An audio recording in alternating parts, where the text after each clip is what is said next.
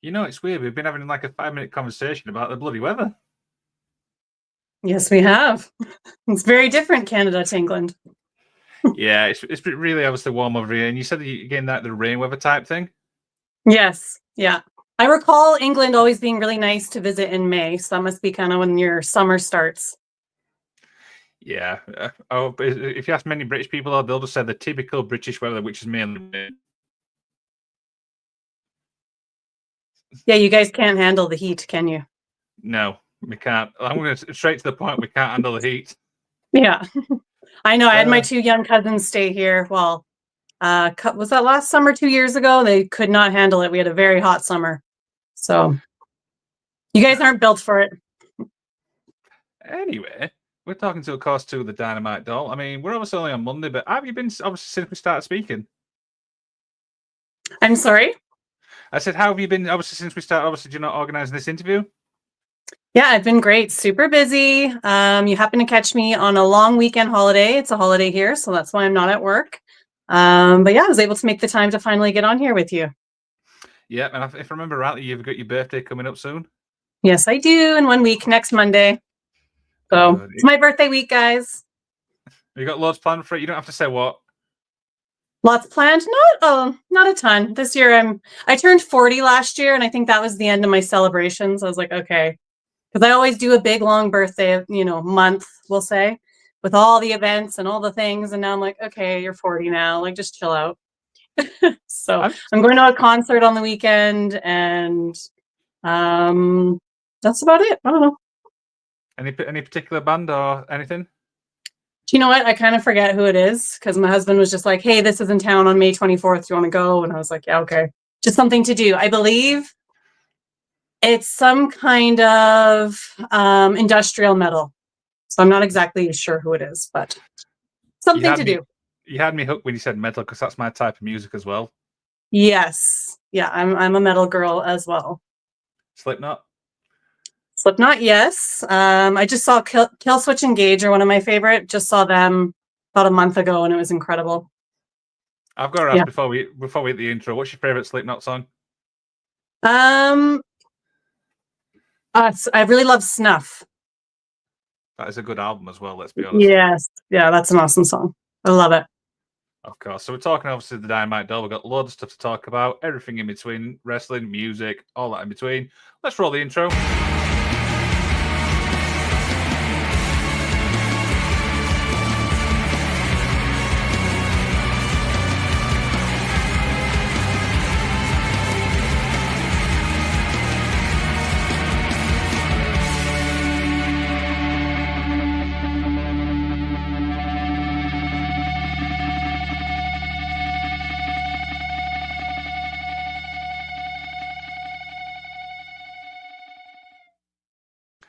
You know, I'm actually smiling because you said Kill Switch Engage, which is actually a really good band. Very good. Yes. Both singers are great, Jesse and Howard. But so Jesse is the one performing with them now, but Howard's actually my favorite out of both singers. But they're both amazing. Can't go wrong.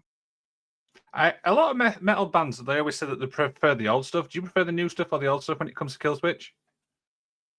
Old stuff. Yeah, the new album wasn't hitting as hard, but still good. Yeah, it's like many bands. I mean, it's almost like 2000s, I think, for metal, like 90s, 2000s. Yeah, I mean, there's so many bands I could think, and I'm just thinking, I just prefer your old stuff. There's not many bands where I like the new stuff as well. Yeah, because also if you're a screamer, your voice starts changing. Like you can't scream as well anymore. Same with Marilyn Manson. So he's my number one. And his new album is so different. But it took me a while, but I do like it and appreciate it. And he's still got it. The biggest example I can think of is Bring Me the Horizon. Like their old stuff is really good. And then the new stuff, it's like, what the hell? Yeah, again, it took me a hot minute to catch on to the new album. I really like Bring Me the Horizon as well. Awesome. But of course, we're talking about wrestling and stuff like that. Now, let's obviously start at the beginning. What's your earliest introduction you remember to wrestling? I mean, I was born into it, of course, my father being a professional wrestler my whole life. So he would have been in Stampede Wrestling when I was born, Japan, WWE, or WWF at the time. So I was really born into it. My earliest memories are probably being around 3 years old and being backstage with all the wrestlers and always having a wrestlers around. Any of our family dinners, if we were up at the Hart House, like they do big family Sunday dinners, there was always wrestlers. There could be giants, there could be midgets, there's lions, tigers, and bears. Like there was just everything and all these big men. And I was such a little shy girl. So I'd always be hiding behind my mom's legs. Like my mom would be introducing me and I was just like, more big wrestlers. But yeah, that's just how I grew up. And there was always a wrestling ring wherever we went. We had one at our house. There was one at the Hart House, like Stu Hart's house. And then my cousins, of course, Bret Hart's kids, there was a wrestling ring at their house too. So we were always rolling around playing in the ring as kids. I mean, it's crazy when you think. I mean, like you said, you're obviously the Dynamite kid. One of the most technically gifted wrestlers. I mean, I'm a huge fan of him. I mean, it's obviously it's incredible and stuff like that. I mean, what's some of the things obviously which stick out for you when it comes to his wrestling career? I think probably first thing is, his matches against Tiger Mask. That just kind of that image pops in my head right away. And they say that it's timeless and people still study those matches today. They are way ahead of their time. So it's like super impressive to be able to watch those old matches today and be like, it still holds today. So I think that those are my favorite matches with Tiger Mask. And I know that my dad absolutely loved Japan. So I know that those matches meant something to him. So of course it holds, a special place in my heart watching those as well. I mean, let's talk about the British Bulldogs. I mean, Davey Boy Smith as well. I mean, huge fan of him and stuff like that. What do you remember about those two? I mean, they were always on the road together. At that time, wrestling so much, hardly ever home, right? So when they were home, they were separate. They'd travel together, they wrestled together, they'd stay together. But then when they came home, they'd be with their families. So we didn't spend a ton of time with them because their time home would be so short. But of course, I can remember, just them as a tag team with their Union Jack gear and Matilda. They just had such a cool gimmick. And that was a time in wrestling with WWF when gimmicks were so much cooler back then. I don't know. Then the tag team division too was just amazing. Their matches against the Hart Foundation, and there was so much. What's the word I'm looking for? They just had so much charisma, and they all trained together in the Hart Dungeon. So it was really special to watch those matches and see their chemistry in the ring. And they're all, behind the scenes, they're all family. So it's super cool and pretty unique. And I think the thing for me is, now we're going a little bit behind the scenes here a little bit. It's the matches obviously with the Hart Foundation, the British Bulldogs. Why obviously I'm a massive fan of tag team wrestling. Ask anybody who knows me. I love tag team wrestling. Do you know what I mean? Because I think they set the bar for that. Would you agree with that? Absolutely. Everyone, they just brought something different to the table with, their technical abilities. The Bulldogs like speed and strength, and just that partnership. You can tell that they weren't just teamed together. They actually, had that chemistry, which sometimes you can tell when it's forced, and it definitely wasn't forced. It made sense. Absolutely. Yeah. Would you say that tag team wrestling's shot up obviously as time's progressed? I'm talking obviously this turn of the year. Do I think it's what? Sorry. Do you think how do you think tag team wrestling's evolved over the years? That's a hard question. I don't know. I guess yes, especially if they're studying those old teams like I mentioned. Like FTR, for example, they're an incredible tag team that has chemistry, and because they're studying those matches, and I think it depends on the team. It really does. It just depends if the chemistry is there. But I love tag team wrestling. It's my favorite. It's one of my favorites. And I don't know if it's just because my dad was such a huge part of, making that difference with the British Bulldogs. But yeah, I really like tag team wrestling. And I love the example you said, the FTR, which is a great tag team. Mm-hmm. Yeah. Yeah, I love them. So I was looking obviously for your Instagram, and I came across an image with you and Miss Elizabeth. What's she like behind the scenes? Oh, she was amazing. Yeah, I absolutely idolized her. She So I'd be backstage and we'd always hang out with like Macho Man and Miss Elizabeth. And they had their own locker room. So I'd be hanging out with them, and my mom would always dress me to the nines, like big fancy dress, and my hair's all curled and everything. And my cousins and I, like Brett's kids, would be hanging out with them. And I think it was because they didn't like have kids of their own, so they appreciated kind of having that backstage, and they treated us so amazing, and they'd even mail me birthday cards, so it was pretty cool. It's like Yeah, I loved her. She was so like just classy, and everything that you saw on TV, she was in person. It's like you're the adopted daughter, so to speak. Very much, yes. We'll pretend. Stuff like that. So do you obviously get the chance to watch wrestling from like a fan's point of view now? Obviously at this stage? Do I get to watch it as a fan? Yeah. Yeah, I do. I've been watching, I was watching a lot of AEW since it first started coming out, since it first came out kind of during COVID. I've been on, went on this Chris Jericho cruise twice. I try to keep up with all the pay-per-views. I can't keep up with all like the weekly shows all the time, but I think pay-per-views are important because then you look at the storylines, and then the results, and can carry on those conversations with fellow wrestling fans. So I try to tune into all the pay-per-views. Now with WWE being on Netflix, it's so much easier. It's great. I can watch all the old stuff too, which is awesome. Yeah, I mean, the thing is, there's so much wrestling in a week. I mean, what is it? Raw's 3 hours, NXT's 2 hours, AW's 2 hours, and TNA's 2 hours. Do you know what I mean? There's just not enough time. You know what I mean? There's life. Yeah, and that's the thing. If you're on Instagram and you're on Twitter, like you're gonna see all the highlights, and you're like, okay, that stands out. What happened there? And then you can just kind of go watch that. Yeah, it's absolutely crazy. I mean, what do you reckon? Obviously, AEW is a product. Oh, I'm sorry. You're gonna have to repeat that. You're cutting out a bit. What do you reckon to the AEW product? Because a lot of people seem to be critical at the minute. Yeah, it's definitely going down. I'm definitely not watching as much. Again, I feel like you can just tune in here and there and kind of be able to keep up still. So there's just so much wrestling out there to choose from. Even local wrestling, like we have local wrestling here every weekend, and I was doing shows every weekend as a wrestling manager, and I have a very busy schedule. I'm a mom. I work full time. I'm trying to do the wrestling manager thing. I'm starting my own podcast. I have a lot going on with my dad's legacy. And so it's just been a lot to keep up with. So I've been watching a lot of old wrestling, to be honest. I've been watching a lot of like 80s old pay-per-views, because you can now on Netflix. I'm kind of diving back into that. And yeah, and you know what? I kind of want to get into some Japan wrestling, I think. I think I'm going to start doing that. Yeah, there's some great things. Japan is absolutely incredible. Yeah, do you follow it? I do follow it. I was not as much as I used to, because a lot of the wrestlers obviously have gone to AEW.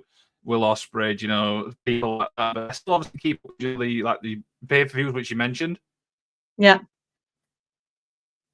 Sorry, it was cutting out again. Was that a question?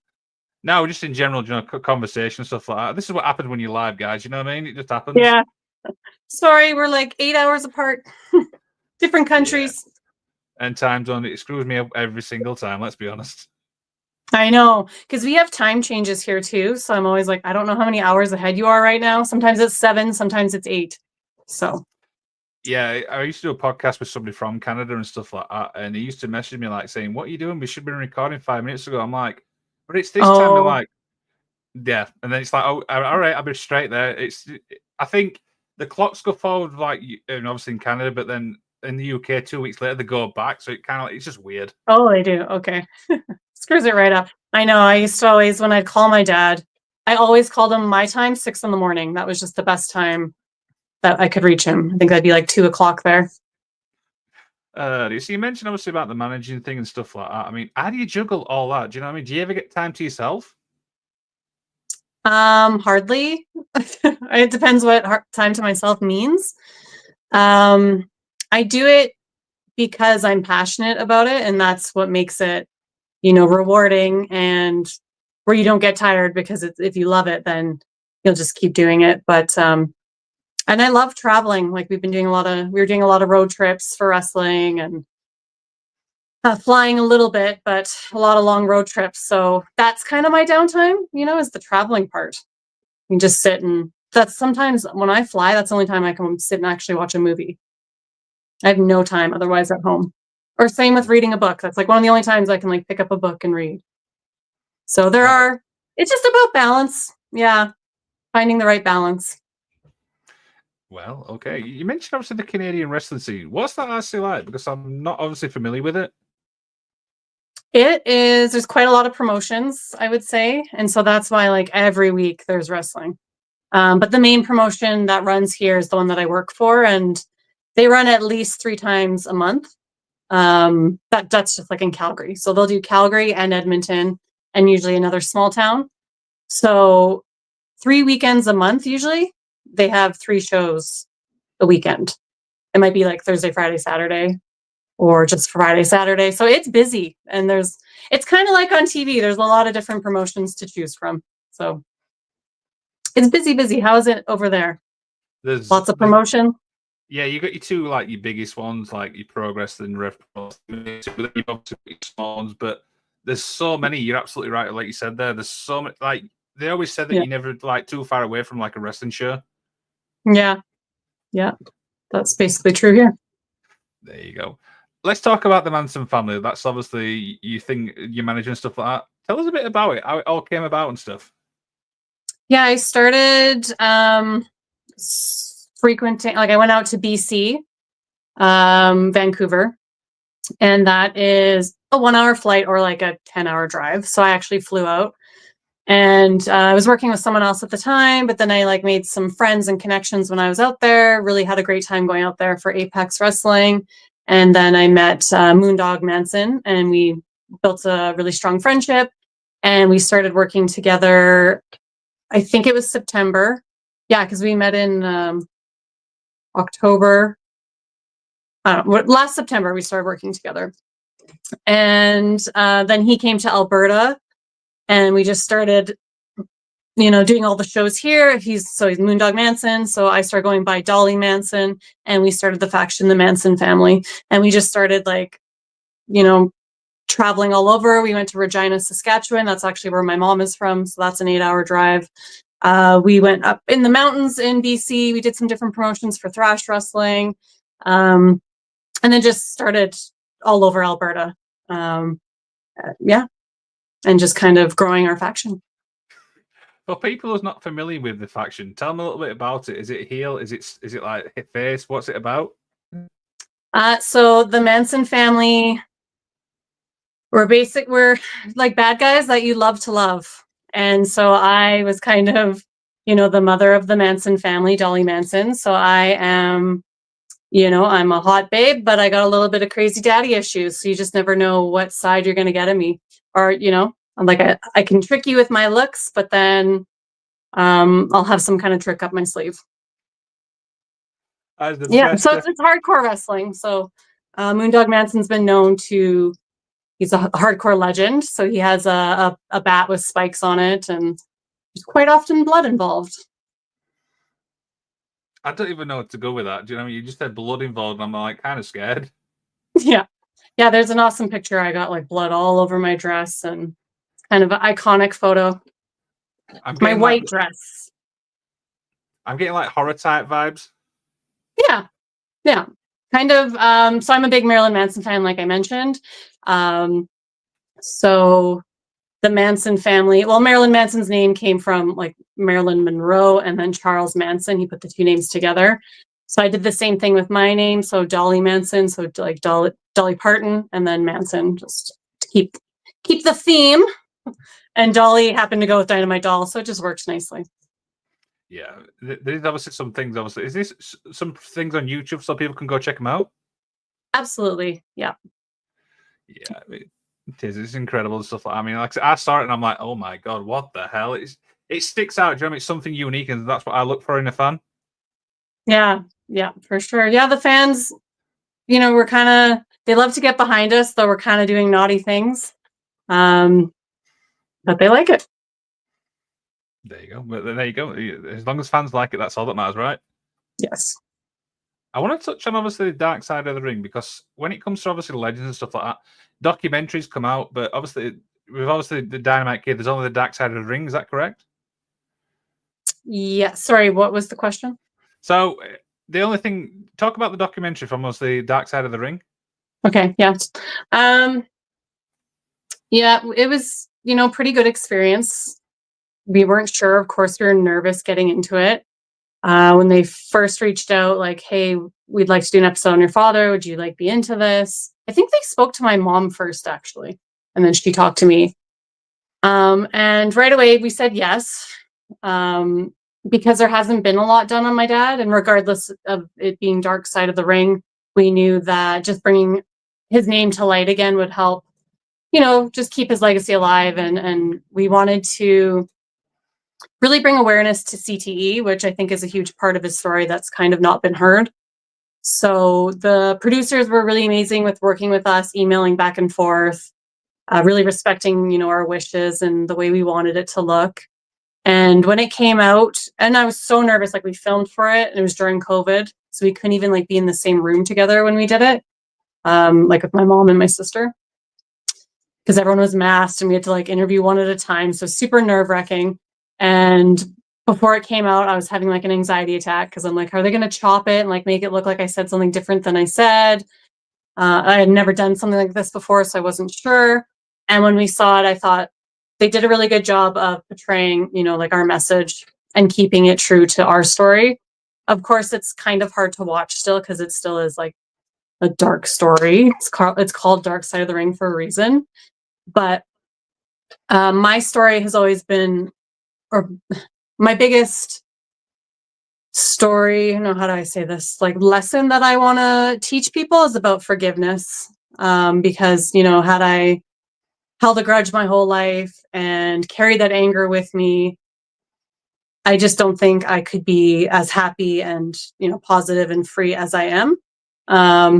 And my mom's story or lesson she's trying to teach is really about the CTE and how, the brain trauma can change your personality, and that's not necessarily who you are. But um, my mom fell in love with someone much different than some of the scenes that happened in Dark Side of the Ring, and she knows that wasn't the man that she fell in love with, and he knew that wasn't him either. So yeah, we just like to bring more awareness to CTE and the damage it can cause, and seeing those warning signs if your family member has it. Yeah, the thing is, I mean, obviously I know about CT and stuff like that. I mean, that's something obviously I've learned as a wrestling fan over so many years. Even like I said, it's always them signs and stuff like that. And I don't obviously have never been through it, so you obviously can obviously speak from, like, I won't say experience, but like what to look out for. I think just like maybe a big thing is change in personality. Snapping a little more quickly, getting angry, aggressive, um, concussions. You need to watch out for those concussions. And my dad, of course, was doing like the flying headbutt and throwing himself onto cement ground all the time and into barricades, and so protecting yourself is very important, but watching for those concussions too and behavior after. And that's the thing. I mean, as wrestling fans, we obviously don't realize is that wrestlers, regardless when they go out there, they're always putting their bodies on the line. And like I said, injuries happen. It's CT. Yeah. I mean, there's so many examples. You know what I mean? Things happening. Yeah. And I'm hearing a lot of, a lot of what we put into our body can make it worse or better it. So diet and stuff like that and working out and is such a important part of, you can almost like heal CTE, but you have to be doing the correct things. Like if you're popping pills and you're drinking, like that's obviously going to make it worse. So it's very important to take care of your body and your health in all aspects. That's an incredible message and stuff like that. I couldn't put that any better and stuff like that. So, with all everything you've done, obviously in wrestling, is there any like stories which stick with you, which you don't mind sharing? Could be anything That I've done in wrestling. Yeah, yourself or obviously your dad as well. Yeah. I'm trying to think. Years of experiences. I mean, I just was a little girl, and all these wrestlers would come over all the time. And I can remember like Ultimate Warrior being at my house. He stayed over for like a weekend. And so I was like 4 years old, I think, and I'm came down in the living room coloring, like watching my Saturday morning cartoons, and Ultimate Warrior comes down the stairs. I'm like, good morning. Like I'm just a little girl, like watching my cartoons, and this is normal that this big, huge, tall wrestler with crazy hair is walking down my stairs. So there was lots of cool experiences like that. I think meeting Andre the Giant was really a special memory for me. I just wish I had a photo. But there's a photo of my dad with him. I think it's my dad, Bruce Hart, and Andre the Giant. That's a pretty awesome photo. Like old from looks like early 80s. And my dad looks so tiny next to him. But yeah, I don't know. Traveling, I've traveled to the UK actually with Harry Smith. We did some shows, some local wrestling shows. I'm sorry, I cannot remember their name right now. I think one was UK Wrestling. Yeah, UK. And then there was, yeah, and then there was another one, and I cannot remember. But yeah, so that was really fun. That was kind of a bucket list moment for me. I just thought it was super cool to like do that with Harry and basically the Bulldogs kids to go do that. So next on my list, I would love to go to Japan. Yeah, I'd love to see that. Dying to go to Japan. You mentioned UKW. I actually know the promotion and stuff like that. Yeah, it's Batley area, and I think you're actually on the poster. Thing, or the, yeah. Oh, I'm glad I remembered their name because I can remember their logo. So I was like, oh yeah. There's so many promotions. I'm sorry, guys. I forget sometimes. The thing is, I mean, there's so many promotions in the UK. I wouldn't be disappointed if you forget because there's so many. Yeah. So, but yeah, that was a great. I wonder if that's the same building. It probably is then that I went to. I'll send you after, and then I might jog your memory and stuff like that. How's that? Yeah, they had big posters of Harry and I up, and someone sent me a picture recently actually that I was still up, so that's super cool. I love it. I think last time I went, which is obviously last year, it's still up there as well. Okay, yeah. And when I was there for that, I was staying with my dad, so that was actually really special, and that was the last time I saw my dad. So I was like, we traveled to the show, and then I went. Well, we had a hotel that night, but then went back home, and I told my dad like I'm going to do this wrestling show, and that was really cool. I actually got to like share that with him. Yeah, and stuff like that. So, what's the biggest thing you've learned in wrestling? That's a really hard question. I think for me, it's about like believing in yourself. Because there's so much, like you can't make everyone happy. If it's the promoter, if it's the fans, if it's your peers, whatever it is, you just have to really believe in yourself and know what it is that you bring to the table. Because when you start having doubts and you start trying to add this and add that and trying to make this person happy, you just kind of lose who you are along the way. And that gets confusing. So I think it's really important to stay true to yourself. And that's kind of how my dad always was too. He wasn't going to change for anyone. He wasn't going to sign a contract or, be some ridiculous gimmick that didn't make sense to him. He was always very true to himself, and it was always about the craft for him. So I think whatever it is that, the reason you love wrestling, just focus on that and try to block out all the noise because that can be really hard to do sometimes. And it's funny you say that, do you know what I mean? True to yourself, because I've spoken to obviously very experienced UK, Canada, and stuff like that, and they all say the exactly same thing. True to yourself, Really? and that everyone says the exactly same thing. So that's really just culturally. Oh wow! Okay, here I thought it was just a me message, but okay, everyone feels that way. That's good. But it's like the community things, for wrestling job brings fans together. Let's be honest. Absolutely. So you mentioned obviously the manager stuff like that. Will we see you get actually in the ring and perform, or is that a no-no? No, I don't think at this point. No. Straight to the point. No. Maybe like kind of like a guest appearance or something but like not a full-on match, No. Okay. So I was looking through obviously some of your dad's highlights and stuff like that, and the one which stuck out for me straight away was that Brett obviously praised him for being a mentor to him. What's that like to hear? Oh, I love it. It never gets old. I mean, it's like Brett's so many people's favorite wrestler around the world, especially in Canada here and Calgary. He's a god.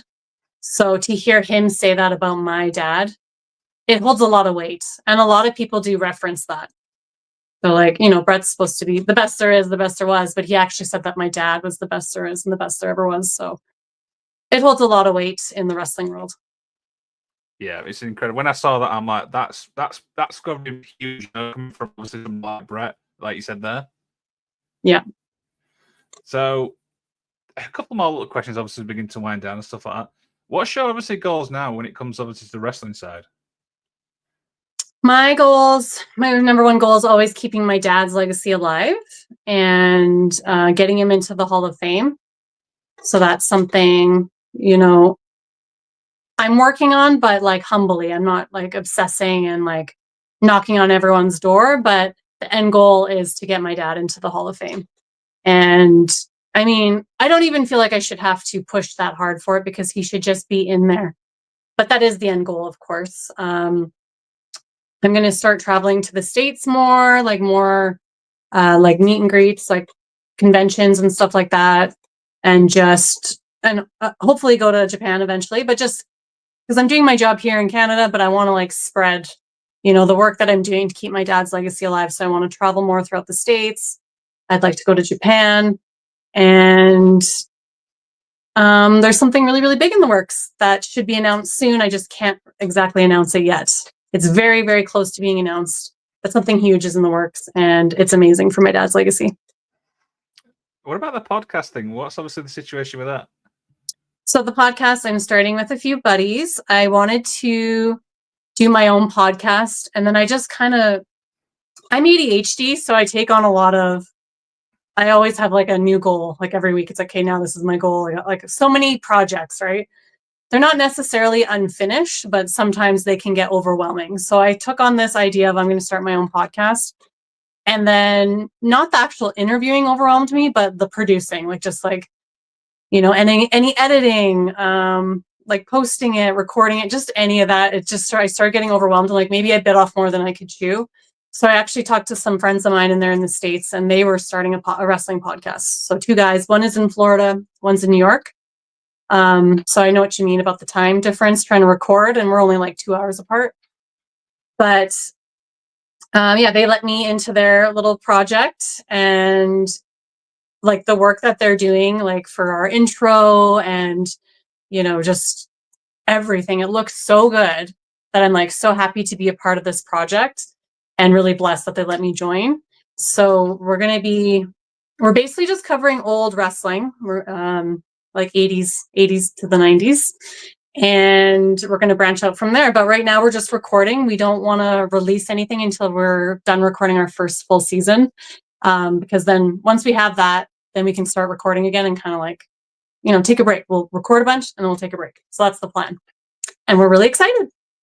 And then if I'm comfortable down the line, I might do like my own little segment, kind of the original idea that I wanted to do.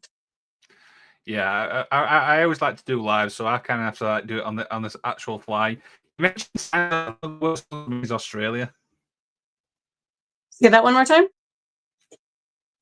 You're cutting out. When it comes to time zones, one of the worst ones for me is Australia.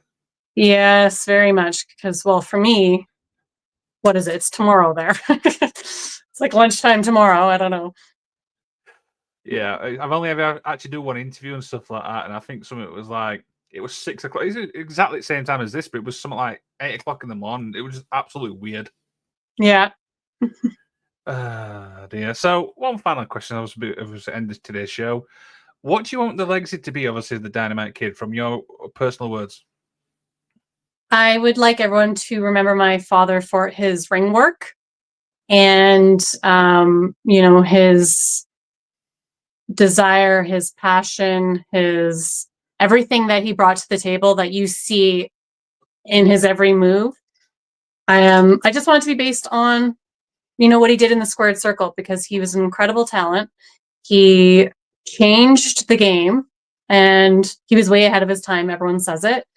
And for being a littler guy who really changed the way people thought of themselves, even a lot of smaller, quote unquote, smaller wrestlers will say to me, like, your dad inspired me, because I was this little guy, but he still had the speed and the agility and the determination. So that's what I want his legacy to be remembered for.